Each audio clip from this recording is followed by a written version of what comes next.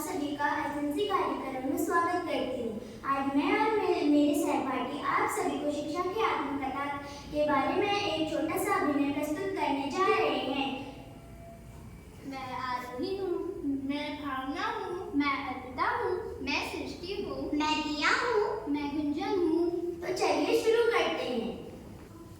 ठक ठक, कोई है घर में? कोई है घर में? आ रहा हूँ। क्या हुआ? अरे कौन हो आप? मैं तो तुम्हारे घर के अंदर ही रहती हूँ। क्या तुम मुझे नहीं पहचानते? नहीं, मैं आपको नहीं पहचानता हूँ। अरे तन्मय, यह कौन बोल रही है? चेतना, इधर आओ, कोई आए हैं। क्या हुआ तन्मय, यह कौन है? पता नहीं कौन है। माँ ने कहा था किसी अनजान व्यक्ति को अंदर मत आने देना। यह लगा था दरवाजा खटखटा रही थी, इसलिए मैंने इन्हें अंदर बुला लिया। अरे बच्चों, डरो मत, बैठो। मैं शिक्षा हूँ। मैं अनंत काल से तुम सभी के साथ रहती आ रही हूँ, परंतु समय समय पर मेरा स्वरूप व स्थान बदलता रहता है। वह कैसे? प्राचीन समय में गुरुकुल शिक्षा पद्धति हुआ करती थी। छात्रों को शिक्षा की प्राप्ति के लिए गुरु के आश्रम में ही रहना पड़ता था।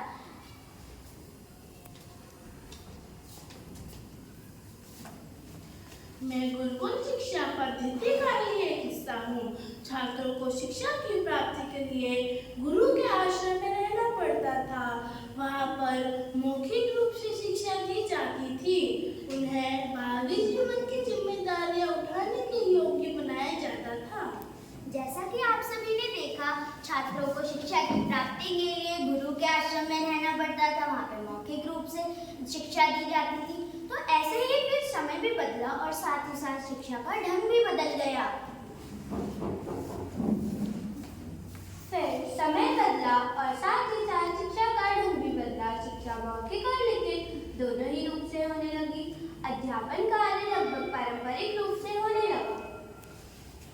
जैसा आपने देखा, अध्ययन कार्य पारंपरिक रूप से चलने लगा और साथ ही साथ फिर शिक्षा के प्रयोग में शिक्षण सामग्री का भी प्रयोग होने लगा, जहाँ पर छात्र अलग अलग प्रकार के शिक्षण सामग्री का प्रयोग करने लगे।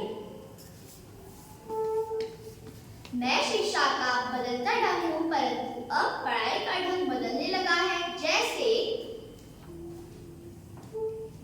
चॉक, पेंसिल, कॉपी, पुस्तक, श्याम पट्ट का प्रयोग होने लगा है। जैसे कि आपने देखा, छात्र अलग अलग प्रकार के शिक्षण सामग्री का प्रयोग करने लगे हैं और साथ ही साथ फिर स्कूली शिक्षा में तकनीकी शिक्षा को भी शामिल कर लिया गया। मैं तकनीकी शिक्षा हूँ, जैसे पीपीटी, लैपटॉप के द्वारा ऑनलाइन शिक्षा देने का प्रचलन बढ़ा है।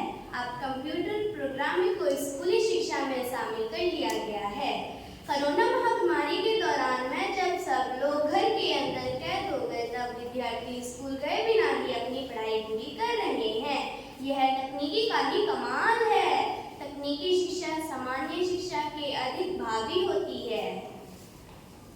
इससे छात्रों में पढ़ाई के प्रति रुचि बढ़ती है। ई पुस्तकें, ई लर्निंग, डिजिटल लाइब्रेरी के द्वारा बच्चों का दायरा ही बढ़ता है। अध्ययन के पारंपरिक साधनों का स्थान तकनीकी साधनों ने ले लिया, जहाँ पर बच्चों को स्मार्ट क्लास में दुनिया उत्साह से जाते हैं, उनके कौशल का विकास हुआ है। तो आइए हम सभी आपको एक कविता द्वारा विज्ञान और तकनीक के बारे में बताने जा रहे हैं। विज्ञान